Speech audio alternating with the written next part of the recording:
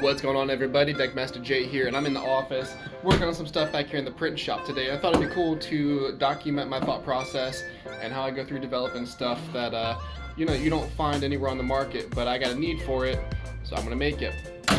Stay tuned.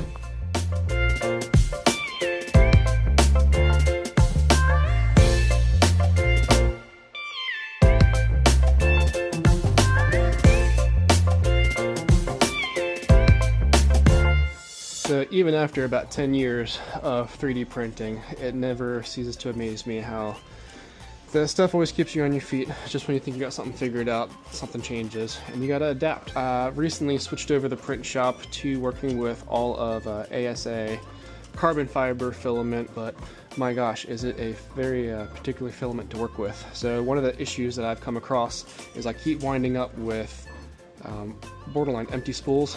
We get down to right to the end of it and then the filament just starts breaking. You can see, or hopefully you can see inside of this, that what I'm assuming is happening, this filament by itself is naturally pretty brittle when you go to try to stress it or flex it. So what's happening is it looks like once I get down to the end of the roll, the bend is too extreme on the filament and it winds up cracking. I'm great all the way down to this point, and then once I get to this point, it's just chaos. So we're going to build a spacer. What I'm going to wind up doing is extend this out, increase the diameter. I'll have to re-spool this, but for how expensive this stuff is, I don't want to throw any of this away, and this is currently trash because it won't work in my printer. So let's build a new part. All right, so now with this breaking apart, we're going to get some quick measurements. We're going to get a rough idea as to what this is. So we're going to wind up building about 50-60% capacity.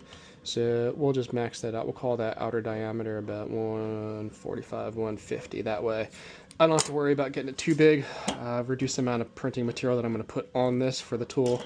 But then also if I got a spool that's got more material, I want to be able to fit it on here anyway. So, alright, so we're going to get this together now. We're going to start building this in Fusion 360. So we're going to jump in here. We're going to create a new sketch. We're going to do a sketch from the top down perspective. We're going to basically be designing this as if we're looking down at it. So we are going to get our first radius at 81 millimeters. We will do a second at, we'll make it, what? We'll say just 3 millimeters. And our outer diameter is going to be that 145. Our diameter is going to be, so 145 minus 6 will be 139.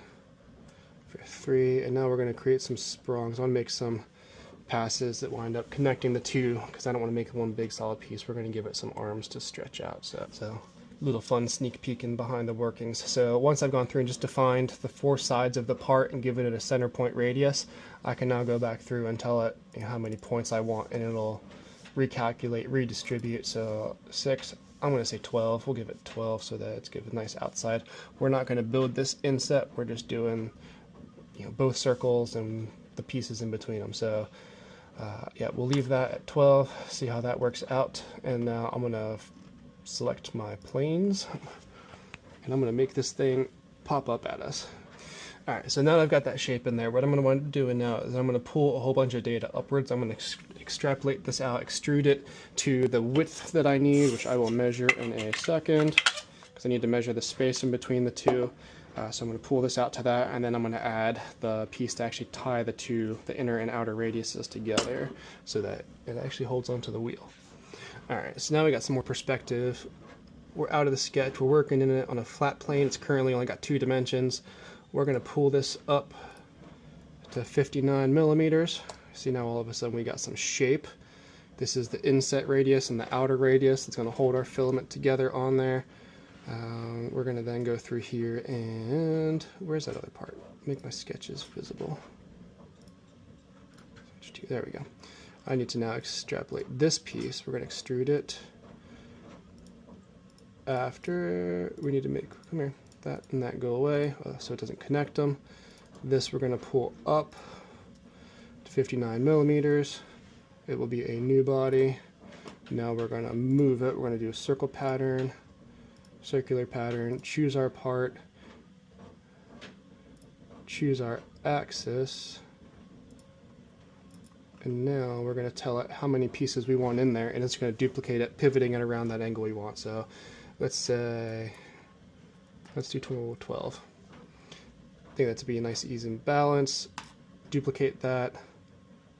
Where's my other parts? Bring this back into the mix, and now you see we got our shape. That's what we're basically going for. I want to keep the filament to a minimum, not trying to make it super heavy, but that will let me block it over. Now all I gotta do is add a little keyhole for this guy. So I'm gonna get some dimensions of this, cut that in so they lock together, and we're gonna get this thing printed.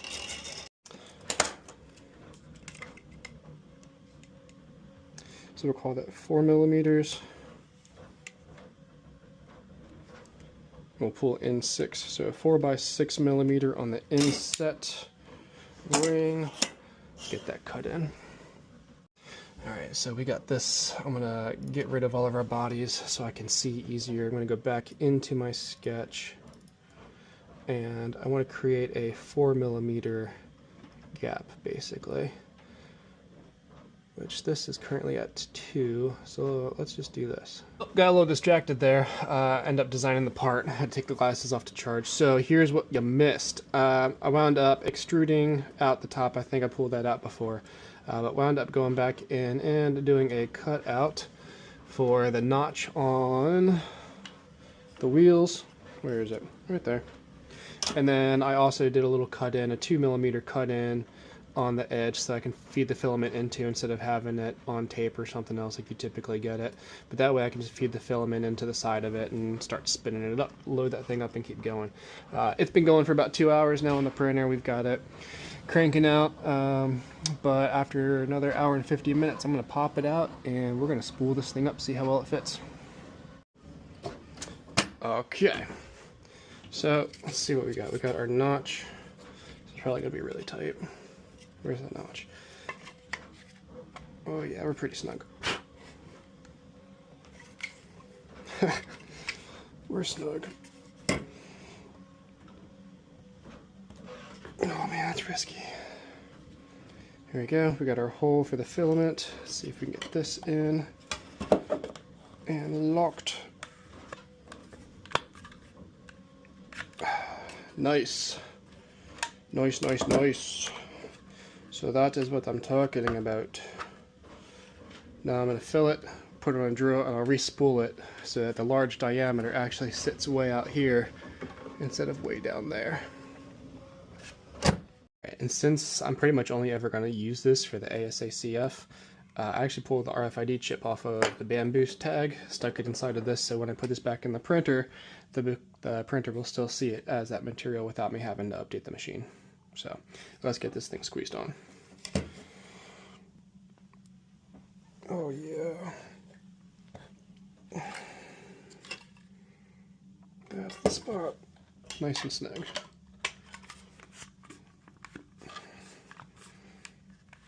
Gosh, it's nice when things go together the first time. Alright, now I'm going to feed my filament in, put this on my spool winder, and transfer it from the small roll to the large roll.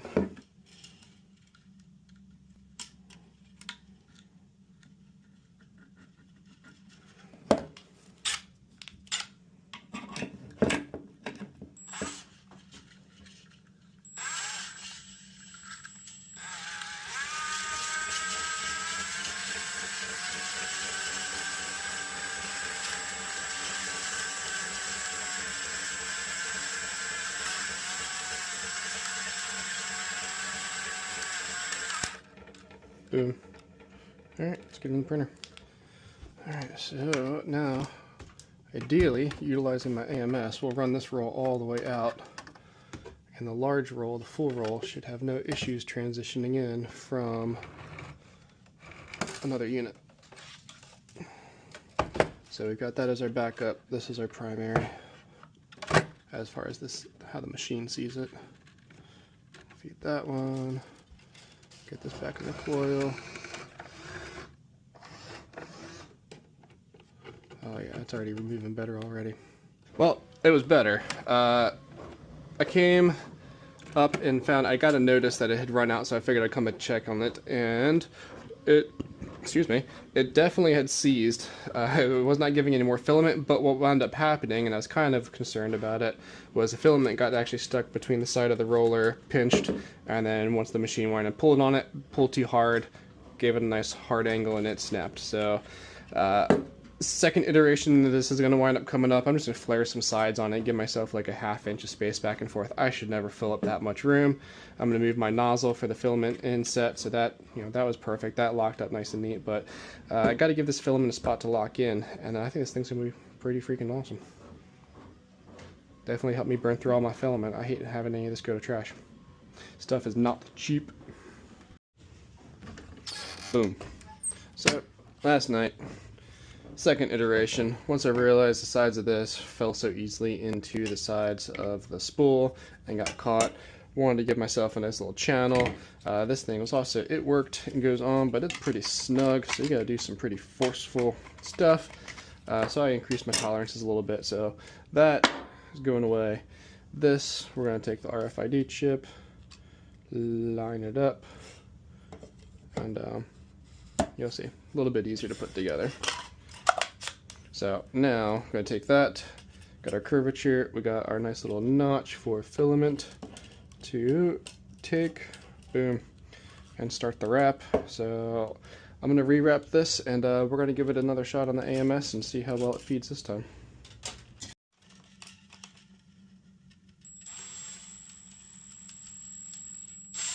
Here we go.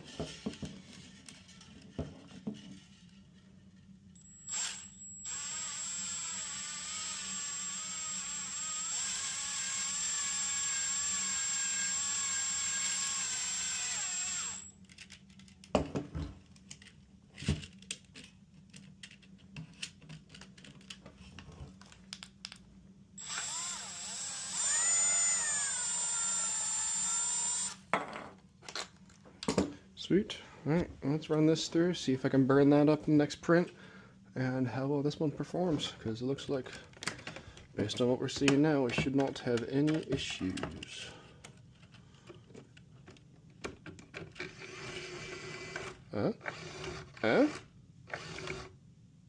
So far so good. Alright, let's get the printer fired up. Oh, no way, I came back just in time to get the end of it. We'll have to see if it actually pulls straight out. Oh, it's already out. Money. Yep. Glad I'm already making another one. I'm gonna burn up all my filament. I'm not wasting any of this stuff. Sweet. There it goes. It's about to take the last of it. Once that disappears, there's a sensor that should pick it up.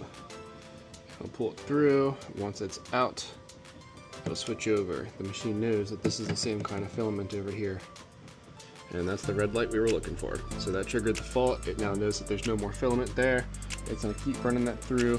And I believe once it senses it down here also, then it'll finally feed through the new roll. But it's going to pull all that last little bit up to the extruder before changing over.